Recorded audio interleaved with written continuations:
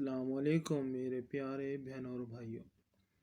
مومن کی مدد کے ضمن میں ایک اور واقعہ۔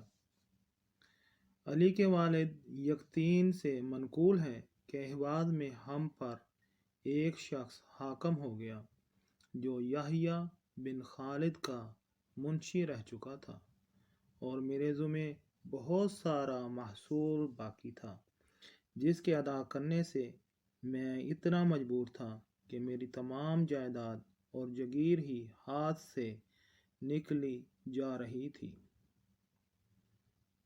میں نے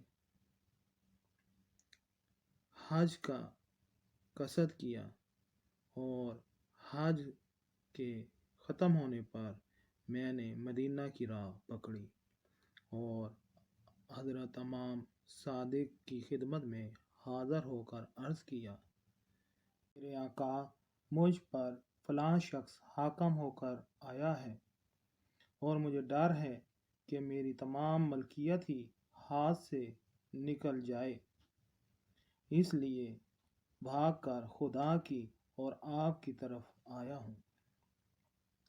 حضرت امام صادق نے فرمایا، تو مت ڈر، اور ایک مختصر سا خط لکھ دیا۔ دراصل خدا کے عرش کا سایہ اس پر ہوگا جو اپنے بھائی کا دکھ دور کرے گا، اسے آرام اور سکون پہنچائے گا یا اس کے ساتھ نیکی کرے گا، چاہے وہ آدھے چھوارے یا ذرا سے ریزے کے برابر ہی کیوں نہ ہو، اور یہ شخص تیرا بھائی ہے۔ پھر اس رقعے پر مہر لگائی اور مجھے دے کر فرمایا، یہ اس کے پاس لے جا۔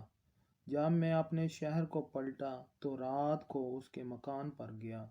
میں نے حاضری کی اجازت مانگی اور کہا کہ مجھے حضرت امام صادق نے بھیجا ہے۔ یکا یک میں نے اسے دیکھا کہ وہ ننگے پاؤں باہر نکل آیا، اور جیسے ہی اس نے مجھے دیکھا سلام کیا اور میری آنکھوں کا بوسہ دیا۔ پھر پوچھا، کیا تمہیں میرے مولا نے بھیجا ہے؟ میں نے کہا، جی ہاں۔ اس نے کہا، اگر سچ کہتے ہو تو میں تمہاری آنکھوں کے قربان جاؤں۔ پھر میرا ہاتھ پکڑ کر پوچھا، اے محترم، تم نے میرے آقا کو کس حال میں چھوڑا؟ میں نے جواب دیا، بہت اچھے حال میں۔ اس نے کہا، کیا سچ ہے؟ میں نے کہا، خدا کی قسم۔ اس نے یہ بات مجھ سے 3 بار کہلوائی۔ پھر میں نے امام کا رقعہ اسے دیا۔ اس نے پڑھا، چوما، اپنی آنکھوں سے لگایا، پھر کہا، اے بھائی، اپنا کام بتا۔ میں نے کہا، حساب میں میرے ذمے چند ہزار درہم واجب الادا ہیں، اور ان کی ادائیگی میں بالکل ختم ہو جاؤں گا۔ اس نے حساب طلب کیا اور جو کچھ میرے ذمے تھا اسے بے باک کر دیا، اور مجھے رقوم کی وصولی کی رسید دے دی۔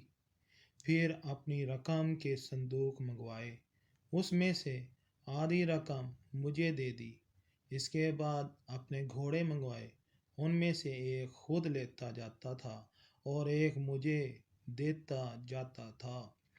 پھر اپنے لباس کے جوڑے منگوائے، ایک جوڑا خود لیتا جاتا تھا اور ایک مجھے دیتا جاتا تھا، یہاں تک کہ اس نے اپنی پوری ملکیت میں سے آدھی مجھے دے دی اور برابر کہے جاتا تھا، اے بھائی، تو خوش ہوا؟